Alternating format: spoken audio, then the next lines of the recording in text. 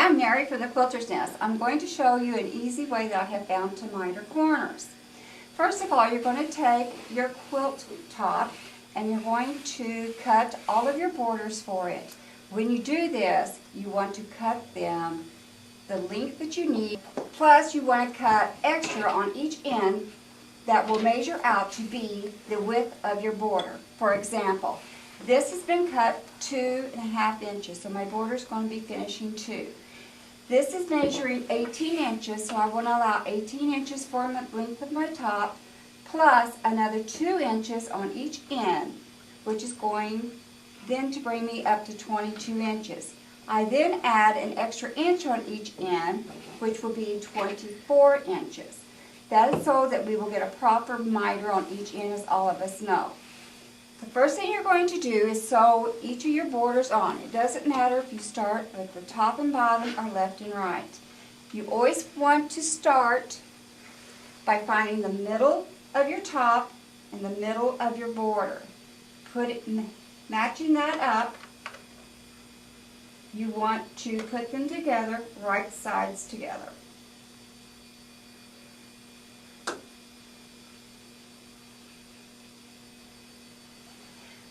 Always start 1/4 inch from your corner. You want to stitch this 1/4 inch from the corner.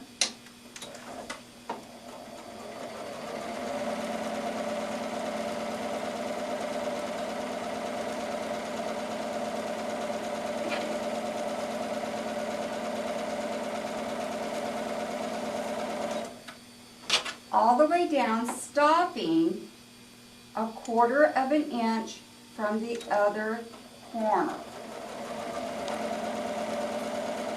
This is a very important step.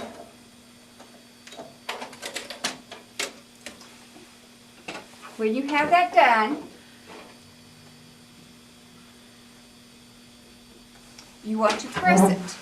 Now we're at the ironing board, so now we're going to press it. You want to press your seams towards your border. That is away from your quilt top. Once you have your borders pressed, you always want to make sure that your top and bottom borders cross over the tops of your side borders. The extra inch that you added on in the length of your borders will now extend out. The next step you're going to do is take a pair of scissors. Where this is intersection, you always want to make sure that you clip the outside corner. You want to do just a small little clip, 1/8 inch or so. Don't get carried away. Just enough that you can see it. Once you've made the clip on the outside corner in this outside intersection, you're going to take the top, fold it over to line it up with your side border.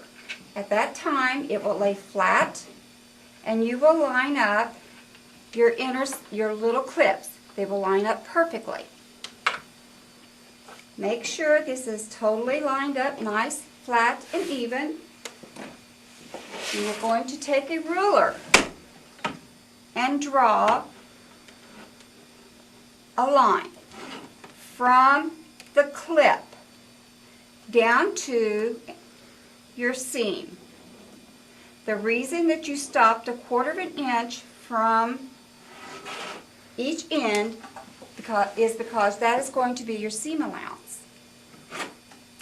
Once you have that line drawn, pin it in place so it doesn't shift on you.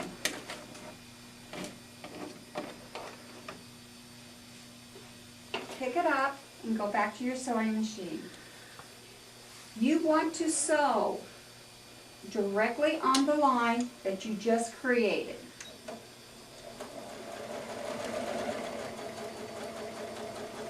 Getting as close as you can to your stitch.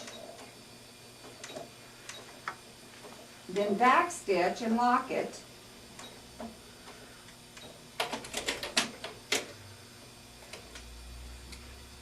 Remove your pins. You open it up, and you will have a perfect miter corner each time.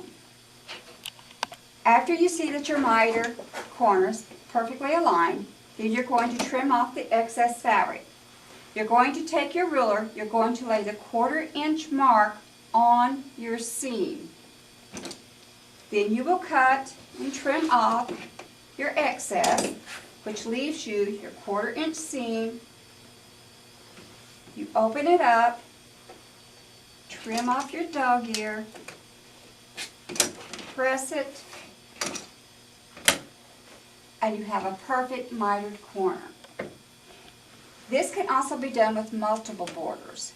Just be sure you will always sew your multiple borders together all at one time and sew them to your quilt top the same way you do a single border, allowing for the extra on each end in order to get your crossovers. Line up and pin each border so they will all line up perfectly with your miters.